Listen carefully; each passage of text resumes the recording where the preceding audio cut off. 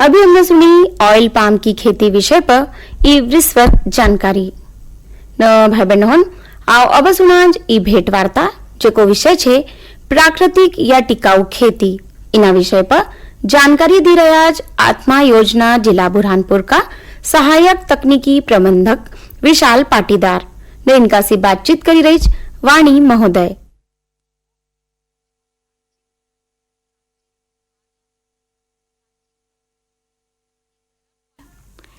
आज हमारे साथ हैं आत्मा योजना जिला बुरहानपुर के सहायक तकनीकी प्रबंधक विशाल पाटीदार जी।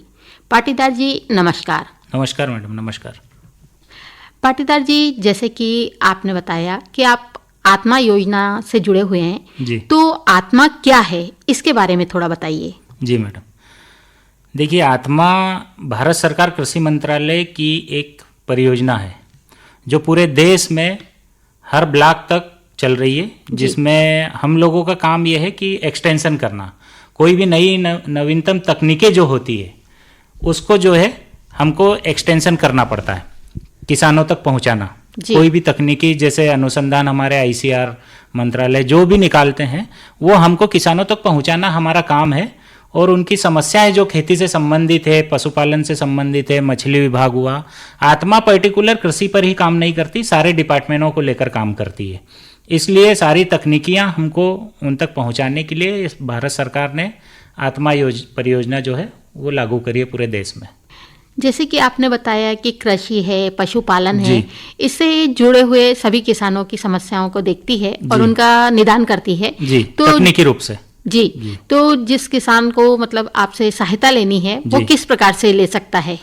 देखिए ऐसा है कि वैसे भी आत्मा पर्टिकुलर किसानों के लिए मतलब काम नहीं करती है, ग्रुप में काम करती है जी, है ना। क्योंकि हम लोगों का काम ही यही है कि ग्रुप बनाकर आपको उसका एक्सटेंशन करना है ना। चाहे एसएसजी हो, फार्मर इंटरेस्टेड ग्रुप हो, इन ग्रुपों को लेकर हमको काम करना पड़ता है और ग्रुप काम करेगा तभी जाकर उसका एक्सटेंशन होगा, है ना, पूरे जिले में। तो उसमें सारी चीजें इन्वॉल्व होती है आत्मा के अंतर्गत। कैसे काम करते हैं उसके अलग अलग घटक होते हैं। हमको कोई नई वैरायटी का प्रदर्शन करना हो तो प्रदर्शन हम करते हैं उस गांव लेवल पर। उन्हीं किसानों को जो है भ्रमण और प्रशिक्षण राज्य के अंदर, राज्य के बाहर दिया जाता है, नवाचार किया जाता है। इस तरीके से जो है सारा काम आत्मा करती है। जिले लेवल पर कृषि मेले का आयोजन होता है, यही काम हम लोगों का है जो किसानों तक हमको पहुंचाना पड़ता है। जी पाटीदार जी, जैसे कि प्राकृतिक खेती क्या है और क्यों आवश्यक है, इसके बारे में थोड़ा विस्तार से बताइए कि किसान भाई प्राकृतिक खेती करके उन्हें क्या क्या लाभ होता है, इसके बारे में। ये एक बहुत ही महत्वपूर्ण विषय है आज का, है ना। और प्राकृतिक खेती क्यों करना चाहिए, क्यों आवश्यक है, ये बहुत अच्छी बात है ना। क्योंकि भारत सरकार कृषि मंत्रालय अब ये चाहते हैं कि अभी तक हम लोग जो है रासायनिक खेती करते आए हैं, अब आगे हमको क्या करना चाहिए ताकि कृषि भी टिकाऊ हो और जो है सबको भोजन भी जो है अच्छा मिले, है ना। इस ओर सरकार का ध्यान है अब। तो भारत सरकार कृषि मंत्रालय पूरे देश में प्राकृतिक खेती करना चाहती है। राष्ट्रीय प्राकृतिक खेती मिशन की शुरुआत हो गई है और ये जिम्मेदारी आत्मा को दी है पूरे देश में। तो आत्मा ही इसका काम करने वाली है और वो चल रहा है। अब कंटिन्यू में क्लस्टर बन रहे हैं और उन्हीं किसानों को जो है हमको प्राकृतिक खेती करवाना है। बात यह है कि प्राकृतिक खेती क्यों करवाना है। देखिए आज तक हमने सारी केमिकल से फार्मिंग करी है। उद्देश्य हमारा ये था कि उत्पादन बढ़ा और सही तरीके से जो है केमिकल का उपयोग अब जो है ज्यादा हो गया है। मतलब जो भी रिकमेंडेशन डोज रहता है वो प्रॉपर नहीं अप्लाई हो पाया और उससे ज्यादा ही हो गया, है ना। क्योंकि बैकग्राउंड तक जाते जाते वो डोज हाई हो जाता है, तो उसके कहीं ना कहीं दुष्परिणाम मिले, है ना। जो हम आजकल देख रहे हैं पूरी जनता में जो है अटैक आने की संभावनाएं बढ़ गई है। चलते चलते आदमी कब क्या हो जाता है, आंखों की रोशनी जाने लग गई, कैंसर होने लग गए। मतलब जितनी बीमारियां हैं कहीं ना कहीं हम खाते तो अन्न ही है डेली, तो उसी से जो है वो सब होने लगा। अनावश्यक कोई चीजों का उपयोग अति आवश्यक हो गया था। इसलिए जो है अब प्राकृतिक खेती की ओर रुझान सरकार का आ गया है और हमको भी ध्यान रखना पड़ेगा। तो प्राकृतिक खेती एक ऐसा विषय है कि हमको पूरे पर्यावरण को ध्यान में रखते हुए प्राकृतिक खेती करना है। अब ऐसा नहीं है कि सिर्फ प्राकृतिक खेती हम इसलिए करें कि हमको लाभ ही हो। कभी कभी हमारा जो मानव जीवन है, ऊपर वाले ने जो हमको जीवन दिया है, ये सबको ध्यान में रखते दिया है, सिर्फ हमारा स्वार्थ न देके हमको बाकी प्रकृति में जितने अन्य जीव है, जीव जंतु है, जो भगवान का पूरा स्वरूप है, उसको ध्यान में हमको रखना पड़ेगा। प्राकृतिक खेती उसी रूप में हमको करना है, क्योंकि जो बायोडाइवर्सिटी है उसको हमको बनाए रखना है। अभी क्या हुआ है कि हमारी जो प्रकृति की जो व्यवस्था है वो पूरी डिस्टर्ब हो गई। हमने दीमक को मारने के लिए पेस्टिसाइड रसायनों का उपयोग किया, मर गए केचुए, कई पक्षी मर गए जो अब लुप्त होते जा रहे धीरे धीरे, है ना। उसके बाद कई जो है बीमारियां, हमने क्या किया कि हम मारने किसी और को गए थे और मर कोई और गए, क्योंकि हमारी सॉइल के अंदर जो है लाभदायक और हानिकारक दोनों कीट होते हैं, जिसको हम कहते हैं मित्र कीट। तो जो हानिकारक कीट है वो कुछ % में थे, और हमने उनको मारने के चक्कर में जो है हमने लाभदायक कीटों को खत्म कर दिया। इतना हमने रसायन उपयोग कर दिया हमारी सॉइल के अंदर। अब जो हानिकारक कीट थे वो तो वहीं के वहीं है और हम पर हावी हो गए, और जो प्रकृति ने जो ऑलरेडी बना कर दिए थे, बैलेंस उसका चलाया था, जो लाभदायक कीट थे वो खत्म हो गए। तो जो उन्होंने ये नहीं सोचा था कि कोई तकनीकी आएगी और फर्टिलाइजर डालेंगे तो ही उत्पादन होगा, या फिर उसके बाद ही मानव जीवन जो है अन्न खा पाएगा, है ना। ऐसा तो नहीं था जी। तो ऊपर वाले ने पूरा सिस्टम जो है, जो हम कहते बायोडाइवर्सिटी, वो सब जो है बराबर व्यवस्था में रखी थी कि फसल लगेगी, उसको खाने वाले, जैसे अब मेड़ों पर जो है पेड़ पौधे नहीं रहते हैं, अधिकतर किसान भाई जो है मेड़ों को साफ कर देते हैं जी। ऐसा होना नहीं चाहिए। उन पेड़ों के ऊपर जो वृक्ष लगे रहते हैं, जो पौधे रहते हैं मेड़ों के ऊपर, उस पर चिड़िया बैठती है। चिड़िया जब बैठेगी तो आपके खेत के अंदर जो कीट रहते हैं उनको खाएगी। ये एक बैलेंस था, है ना। उसके बाद हम क्या करते हैं कि घास को जो है खेत से बाहर करते हैं। देखिए, प्राकृतिक खेती सिर्फ ये नहीं है कि हम सिर्फ जीवामृत डालें या बीजामृत डालें, यह मैं आगे आपको बताऊंगा कि ये क्या है। हमको पूरा बैलेंस पर्यावरण का सुधारना है। सहजीवन, भाई सभी का जीवन जो होता है सहजीवन होता है, तो फसलों के साथ भी हमको मोनोकल्चर छोड़कर जो है हमको जो है सह फसली अपनाना पड़ेगा। अब हम क्या करते हैं कि खेतों से सारे खरपतवार हटा देते हैं, और उन खरपतवारों को जो है हम बाहर करके, और जो है केवल अकेली फसल रहती। अब वो बातें करे तो किससे करे, भाई जीवन उसका भी है ना, बस वो बोल नहीं पाती है, यही है।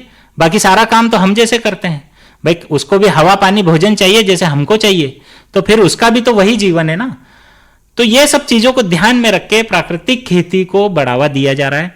और सबसे इंपॉर्टेंट बात ये है, जो जिसको हम कहते हैं धरती माँ, भाई जो कुपोषण की जो समस्याएं हैं, जब सॉइल के अंदर वो सारी चीजें सूक्ष्म जीव नहीं है हमारे, या माँ की क्षमता नहीं है, तो जो हम उससे अन्न खा रहे हैं उसमें कहां से आएगा वो न्यूट्रिएंट, और जो हम खाएंगे तो हमारे अंदर फिर कमी होगी। तो ये सब चीजों को सबसे इंपॉर्टेंट ये है कि हमको ध्यान में ये रखना है कि हमारी जो माँ है, जिसको हम माँ कहते हैं, अगर हम वास्तव में उसको माँ कहते हैं तो उसको संभाल लो, बाकी दुनिया सब संभल जाएगी। आपको कोई ऊपर से जो है कोई करने की जरूरत नहीं है। अगर माँ स्वस्थ है और माँ खुश है तो जो बच्चे हैं वो ऑलरेडी स्वस्थ होंगे। अभी क्या हो रहा है कि हमको जो खेती के अंदर जो है ह्यूमस एक होता है जिसको जीवांश भी कहते हैं, उस पर कोई ध्यान नहीं है। और बीज बोने के बाद जब फसल आती है तो अनावश्यक जो है उस पर पेस्टिसाइड रसायनों का हम उपयोग करते हैं। तो माँ पर ध्यान नहीं दिया और बच्चे को जो है डॉक्टरों के पास ले जा रहे हैं फसल कि भाई इसको क्या कमी हो गई, क्या बीमारी है, क्या कीड़ा लगा है। अरे जब माँ स्वस्थ होगी, ऑलरेडी उसमें जब क्षमता होगी, तो बच्चा और पौधा जो है स्वस्थ हो जाएगा। तो हमको हमारी सॉइल के अंदर ह्यूमस बढ़ाना है। अगर ह्यूमस और सूक्ष्म जीव नहीं होंगे तो मिट्टी का कोई मतलब नहीं है। और हम करते भी क्या है वैसे, ये बताइए कि कौन ऐसा व्यक्ति है जो फसल पैदा करता है? हम कहते हैं लेकिन हम करते कुछ नहीं है। करता ऊपर वाला ही है जिसको कहते हैं भगवान। और भगवान का अर्थ यह है कि भगवान मतलब भूमि, गगन, वायु, अग्नि और नीर। इसके अलावा बताइए कि कौन ऐसा है जो दुनिया चला रहा है? अगर ये 5 तत्व नहीं होंगे तो फिर इस जीवन का कोई मतलब नहीं।